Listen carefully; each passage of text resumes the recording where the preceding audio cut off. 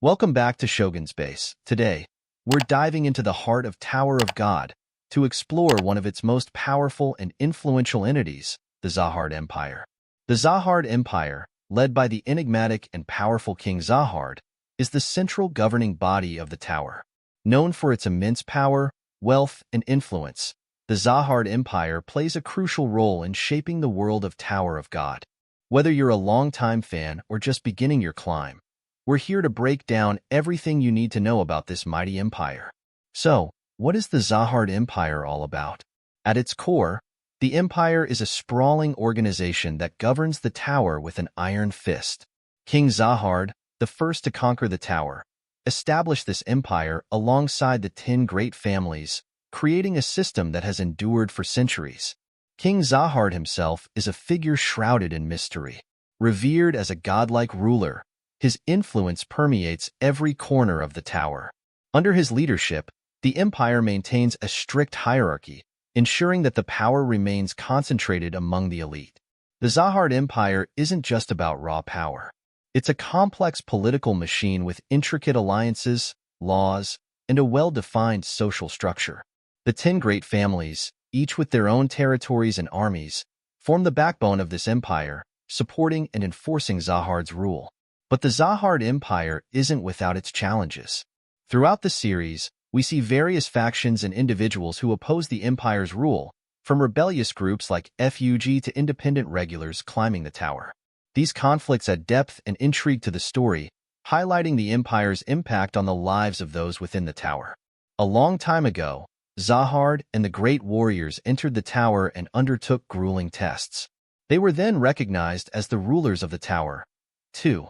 As time went on, their empire eventually expanded, reaching the 134th floor of the tower.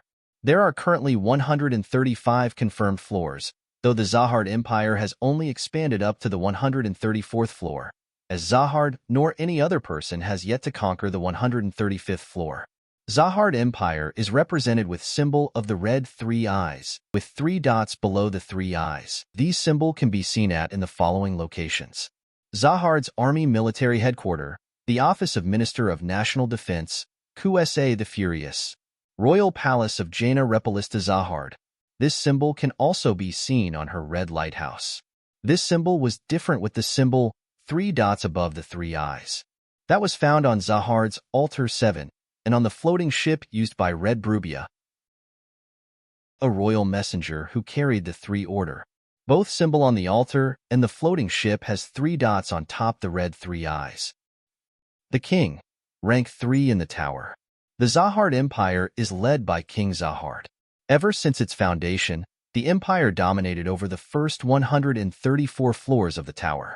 However, after the passage of time, the empire's influence diminished over several floors. It is worthy to note that of the 134 conquered floors, only 2 are ruled by a high ranker that is not a member of one of the 10 great families or the Zahard family. Those floors are the 77th floor ruled by Bek Ryan and the 2nd floor ruled by Evankel. The 3 lords. Even though Zahard is considered the ruler over the entire tower, he is currently resting and is represented by the 3 lords who take turns to rule in his place every 1,000 years.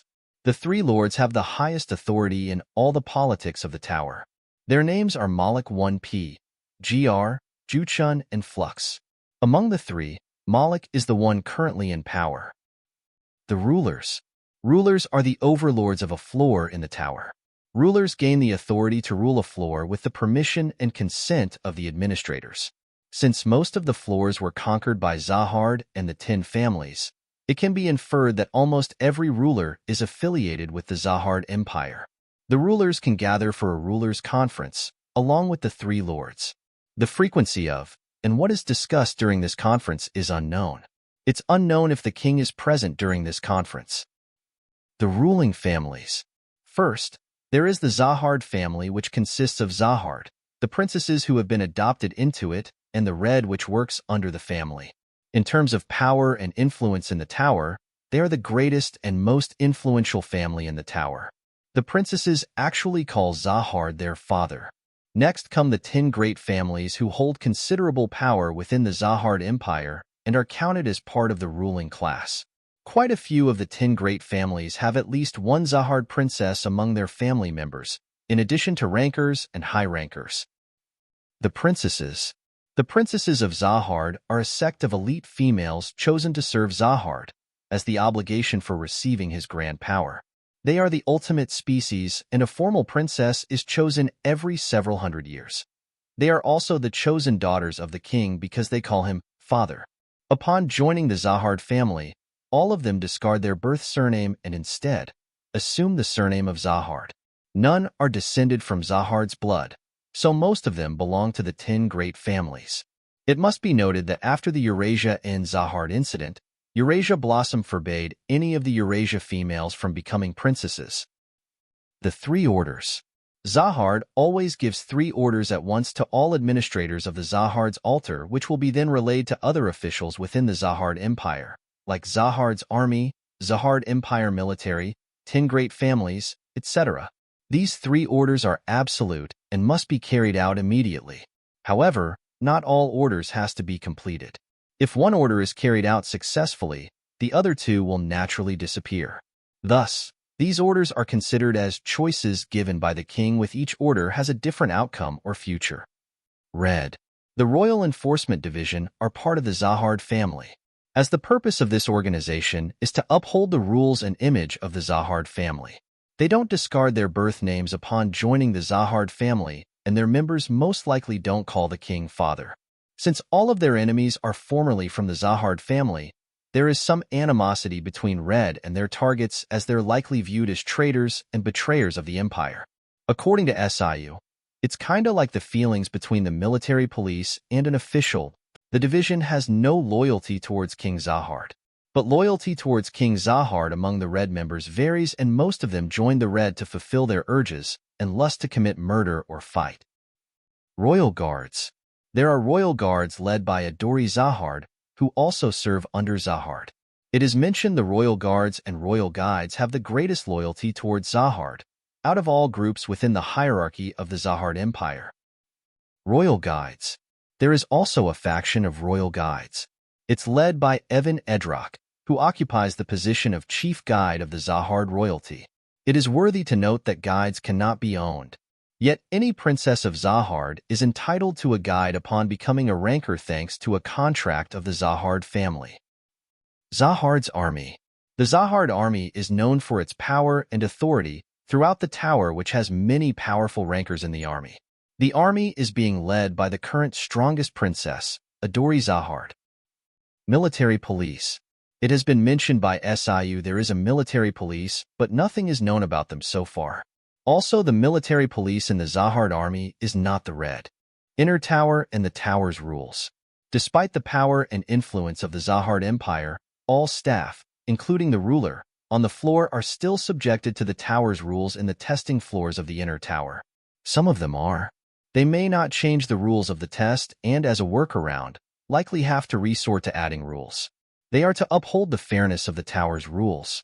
They are likely prohibited from involving any of the test takers. They are likely prohibited from causing direct harm to the test takers. Rankers are not allowed to interfere with regulars during a test. Non-regulars are not allowed to be involved in areas for regulars by law.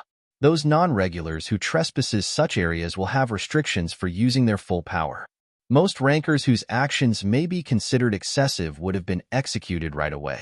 However, test directors and test admins must fully act according to the guidelines of the administrator. For example, Mule Love was reprimanded by his superior Augustus for illegally conducting a test during the middle of the night. It's unknown if breaking these rules is the same as breaking certain limitations set by the administrators, which would then result in the contract being broken. Deification and propaganda. King Zahard is apparently worshipped like a god and is essentially referred as the Great King Zahard. The 10 family heads are viewed as the 10 great warriors, which seems to confer an almost mythological status upon them. Their process of conquering the tower is referred to as the Great Journey. Many or all of the princesses are also worshipped by people of the tower and admired by the masses. They're viewed as the ultimate species and call Zahard their father. Although much or most of the tower likely worships the above figures to a certain extent, there are exceptions. For example, Hanekraptor and Kong Horyang don't seem to mind conflicting with the Zahard Empire. External relationships. Among the tower, the Empire's rules has been affected by two groups currently in operation. Wulhaksong is an organization whose liberal movements sometimes clashes against the Empire's conservative practices. It is led by Urek Mazino and Beck Ryan, and its goal is to find the way out of the tower. The influence of Wulhaksong is quite large, but not equivalent to that of the 10 great families. The second group is FUG, the most dangerous and secretive criminal group in the tower, led by Grace Mircea Luslex. FUG is often compared to the Wulhaksong because of their opposition to the 10 families.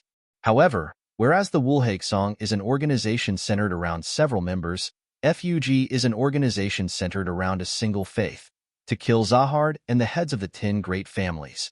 The 10 families forbid anyone within their families to enter FUG, and they consider it an important duty to eliminate their members, who are known to hide within the shadows of the middle area. Despite its dangerous status, it does not mean that they hold enough influence to challenge Zahard and the 10 families. As long as the 10 great family heads hold the contracts with the tower's administrators, FUG's influence cannot overcome the family heads. Thanks for watching, and until next time, keep climbing and stay curious.